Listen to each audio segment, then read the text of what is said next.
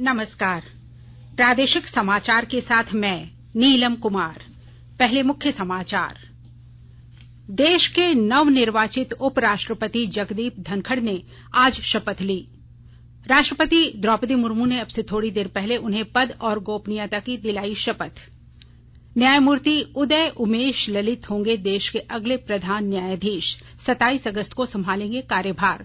वर्तमान प्रधान न्यायाधीश एनवी रमणा 26 अगस्त को हो रहे सेवानिवृत्त। राज्य के सभी जिलों में 5-5 पर्यटन केंद्र किए जाएंगे विकसित।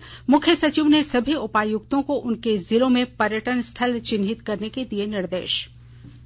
राज्य के कृषि अधिकारी विभिन्न जिलों का दौरा कर सुखाड़ की स्थिति का कर रहे आकलन। रिपोर्ट राज्य सरकार को जल्द सौंपी जाएगी। और बंगाल की खाड़ी के उत्तरी हिस्से में बने निम्न दबाव क्षेत्र का असर पूरे राज्य में। मौसम विभाग ने अगले 6 दिनों तक बारिश का जताया पूर्वानुमान। और अब समाचार विस्तार से। पश्चिम बंगाल के पूर्व राज्यपाल जगदीप धनखड़ ने आज देश के 14वें उपराष्ट्रपति के रूप में शपथ ली। राष्ट्रपति द्रौपदी मुर्मू ने अब से थोड़ी देर पहले उन्हें पद और गोपनीयता की शपथ दिलाई। उपराष्ट्रपति राज्यसभा के पदेन सभापति भी होते हैं। उपराष्ट्रपति के रूप में श्री एम वेंकैया नायडू के कार्यकाल का कल अंतिम दिन था। नवनिर्वाचित उपराष्ट्रपति जगदीप धनखड़ ने शपथ ग्रहण समारोह से पहले आज सुबह राजघाट जाकर राष्ट्रपिता महात्मा गांधी को श्रद्धांजलि अर्पित की। उन्होंने समाधि स्थल पर पुष्पमाला चढ़ाई और हाथ जोड़कर नमन किया। श्री धनखड़ ने एक ट्वीट में कहा कि पावन राजघाट पर पूज्य बापू को श्रद्धांजलि अर्पित करते हुए उन्हें स्वयं को देश की सेवा के लिए आशीर्वादित और प्रेरित अनुभव किया। उपराष्ट्रपति पद के चुनाव में राष्ट्रीय जनतांत्रिक गठबंधन एनडीए के उम्मीदवार श्री धनखड़ ने विपक्ष के उम्मीदवार मार्गरेट अल्वा को 346 मतों के बड़े अंतर से हराया था। 6 अगस्त को हुए चुनाव में श्री धनखड़ को 528 और मार्गरेट अल्वा को 182 मत मिले थे। केंद्रीय मंत्रिमंडल ने प्रधानमंत्री आवास योजना शहरी के अंतर्गत सबके लिए आवास मिशन 31 दिसंबर 2024 तक जारी रखने की मंजूरी दे दी है।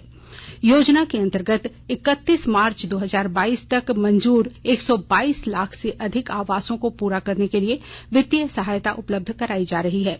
देश के शहरी क्षेत्रों में सभी पात्र लाभार्थियों को पक्का मकान उपलब्ध कराने की यह योजना केंद्र सरकार की प्रमुख योजनाओं में एक है।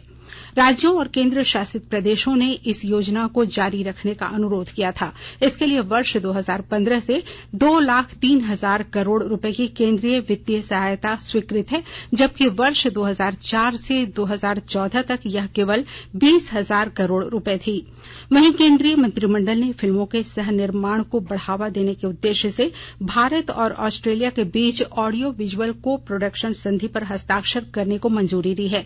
इस प्रकार के समझौतों से सरकार और निजी कंपनियां फिल्मों के निर्माण में एक दूसरे को सहयोग कर सकती हैं। प्रस्तावित समझौते से ऑस्ट्रेलिया के साथ भारत के बीच कला और संस्कृति का आदान प्रदान होगा। केंद्र सरकार ने 31 अगस्त से हवाई टिकटों पर लगी किराया सीमा हटाने का फैसला किया है। नागरिक उड्डयन मंत्रालय द्वारा मई 2020 में हवाई किराए की सीमा तय कर दी गई थी। नागरिक उड्डयन मंत्री ज्योतिरादित्य सिंधिया ने कहा है कि एयर टरबाइन ईंधन की दैनिक मांग और कीमतों के सावधानी पूर्वक विश्लेषण के बाद यह निर्णय लिया गया है। उन्होंने कहा कि उड्डयन क्षेत्र में स्थिति स्थिर हो रही है और सरकार को भरोसा है कि यह क्षेत्र निकट भविष्य में घरेलू यातायात में वृद्धि के लिए तैयार है। राष्ट्रपति द्रौपदी मुर्मू ने न्यायमूर्ति उदय उमेश ललित को देश का 49वां प्रधान न्यायाधीश नियुक्त किया है। न्यायमूर्ति ललित 27 अगस्त को कार्यभार ग्रहण करेंगे। वर्तमान प्रधान न्यायाधीश न्यायमूर्ति एनवी रमणा 26 अगस्त को सेवानिवृत्त होंगे। न्यायमूर्ति उदय उमेश ललित को अगस्त 2014 में सर्वोच्च न्यायालय के न्यायाधीश के रूप में नियुक्त किया गया था। केंद्रीय संस्कृति और सूचना तथा प्रसारण मंत्रालय की ओर से 22 जुलाई से हर घर तिरंगा कार्यक्रम शुरू किया गया है। आजादी का अमृत महोत्सव के तहत देशवासियों में देशभक्ति की भावना जागृत करने और राष्ट्रीय ध्वज को सम्मान प्रदान करने के उद्देश्य से यह कार्यक्रम शुरू किया गया है। अब हर घर की छत पर शान से फहरेगा तिरंगा, गुनगुनाए जाएंगे नव विकास के गीत। आन बान शान का प्रतीक राष्ट्र ध्वज तिरंगा। आइए आजादी के अमृत महोत्सव के पावन अवसर पर इस स्वाधीनता दिवस हर घर फहराते हैं तिरंगा और लेते हैं भव्य और सशक्त भारत के निर्माण का संकल्प। आइए हर घर फहराएं तिरंगा।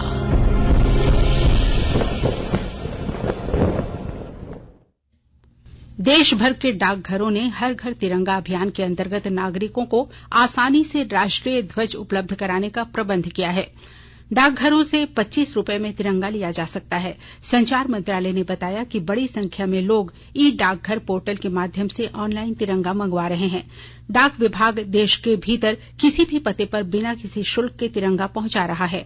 मंत्रालय ने समय पर प्राप्ति सुनिश्चित करने के लिए नागरिकों से 12 अगस्त की मध्यरात्रि से पहले ऑनलाइन ऑर्डर करने का अनुरोध किया है। आजादी की 75वीं वर्षगांठ के अवसर पर जामताड़ा जिले में सरकारी एवं गैर सरकारी स्तर पर हर घर तिरंगा अभियान को सफल बनाने को लेकर जन जागरूकता अभियान चलाया जा रहा है। विस्तृत जानकारी दे रहे हैं हमारे संवाददाता। अमृत महोत्सव के अवसर पर जामताड़ा जिले में भी सरकारी एवं गैर सरकारी स्तर पर विभिन्न कार्यक्रमों का आयोजन किया जा रहा है। प्रधानमंत्री नरेंद्र मोदी के आह्वान पर 12 से 15 अगस्त तक हर घर तिरंगा को सफल बनाने को लेकर संपूर्ण जामताड़ा जिले में जन जागरूकता अभियान चलाया जा रहा है। गोष्ठी, पदयात्रा, रैली सहित अन्य कार्यक्रमों के माध्यम से लोगों में स्वाधीनता के मूल्यों, देश के प्रति सच्ची निष्ठा, देश प्रेम, स्वाभिमान का प्रतीक राष्ट्रीय ध्वज के प्रति समर्पण की भावना पैदा करने का प्रयास किया जा रहा है। उप विकास आयुक्त अनिशन लकड़ा ने बताया कि आजादी के अमृत महोत्सव के अवसर पर 12 से 15 अगस्त तक सभी सरकारी एवं गैर सरकारी कार्यालयों, भवनों के साथ साथ आम नागरिक अपने घरों में तिरंगा लहराएंगे। सुभाष प्रसाद सिंह, आकाशवाणी समाचार, जामताड़ा। गुमला में पर्यटन, कला संस्कृति, खेलकूद एवं युवा कार्य विभाग और जिला प्रशासन की ओर से सांस्कृतिक कार्यक्रम आयोजित किया गया। डीएवी पब्लिक स्कूल के बच्चों ने देशभक्ति गीत और लुथरन उच्च विद्यालय के बच्चों ने संथाली नृत्य प्रस्तुत किया। कार्यक्रम के दौरान उप विकास आयुक्त हेमंत सती ने बताया कि 15 अगस्त 2022 को लेकर हर घर तिरंगा कार्यक्रम के तहत राज्य सरकार के सहयोग से तिरंगा झंडा उपलब्ध कराया गया है, जिसे जिले के सभी परिवारों को वितरण किया जाएगा। रिजर्व बैंक ने कहा है कि डिजिटल ऋण कर्ज लेने वालों के खातों में सीधे हस्तांतरित किए जाने चाहिए और यह किसी तीसरे पक्ष के माध्यम से नहीं होना चाहिए। रिजर्व बैंक ने कहा कि इस प्रक्रिया में ऋण सेवा उपलब्ध कराने वाले को शुल्क का भुगतान करना चाहिए, न कि ऋण लेने वाले व्यक्ति को। डिजिटल ऋण से संबंधित विस्तृत दिशा निर्देश जारी करते हुए रिजर्व बैंक ने तीसरे पक्ष की भूमिका, निजी आंकड़ों के साथ छेड़छाड़, अनुचित व्यापार संचालन, ब्याज दरों में अत्यधिक बढ़ोतरी और कर्ज वसूलने में अनैतिक क्रियाकलापों पर चिंता व्यक्त की। राज्य में ऊर्जा विकास निगम की कंपनियों में 10 वर्ष से अधिक समय से कार्यरत अस्थायी कर्मचारियों की सेवा नियमित की जाएगी।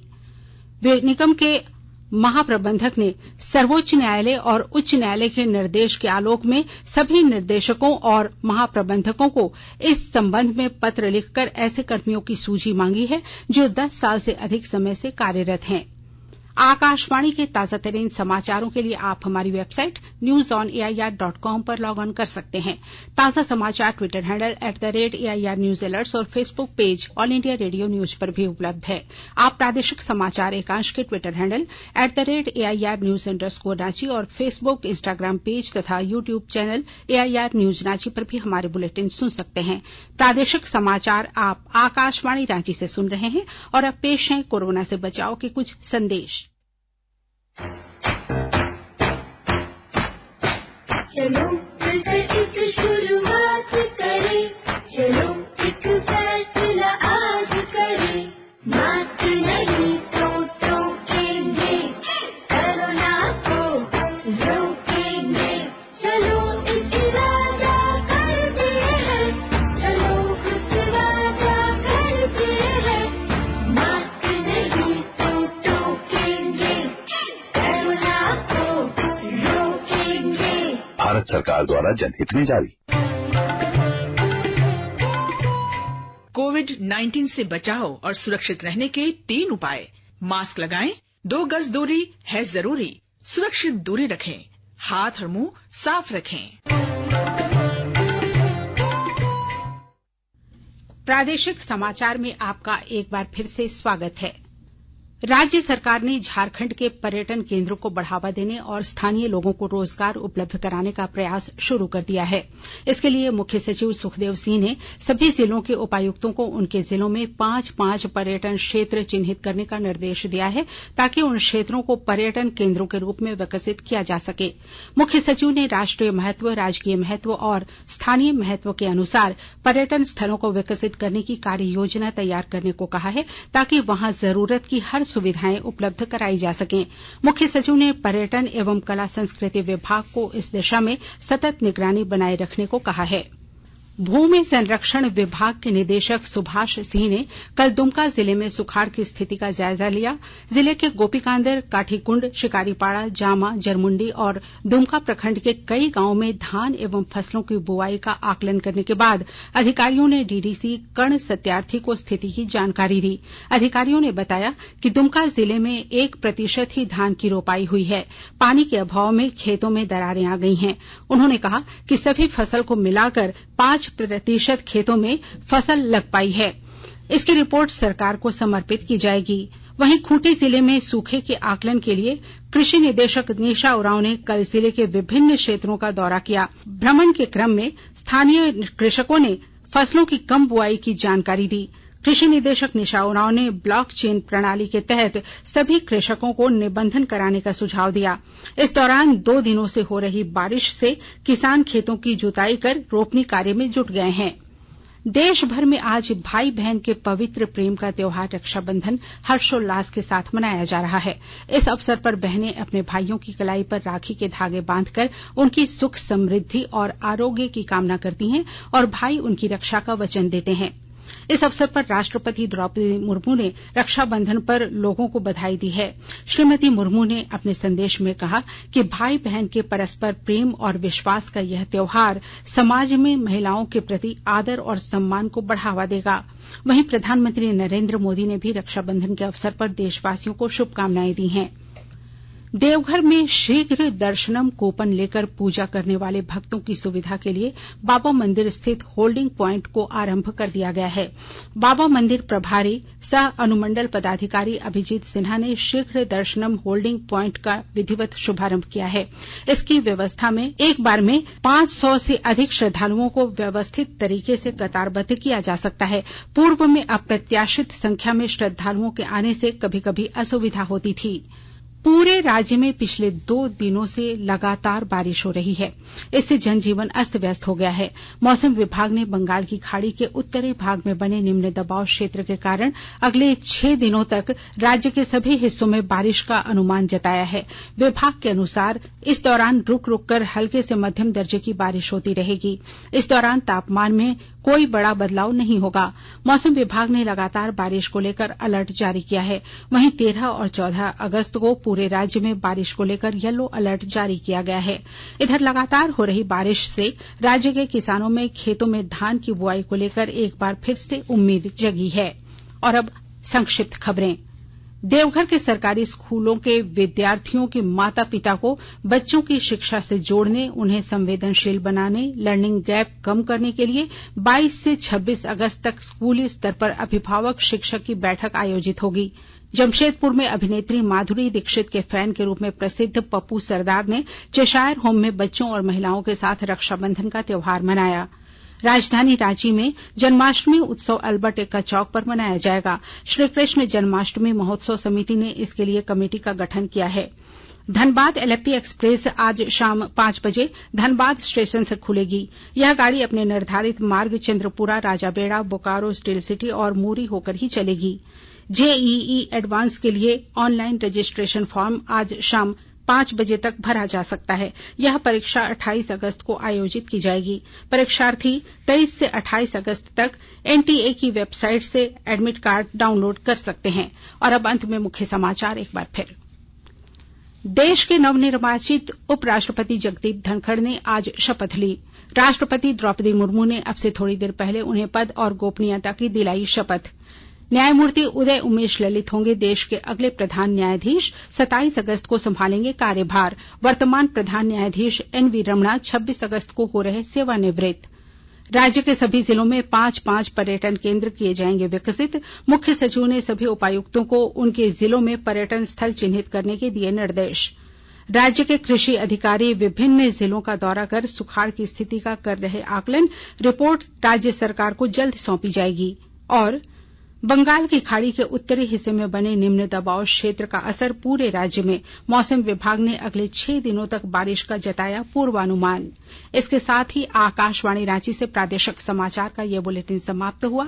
नमस्कार।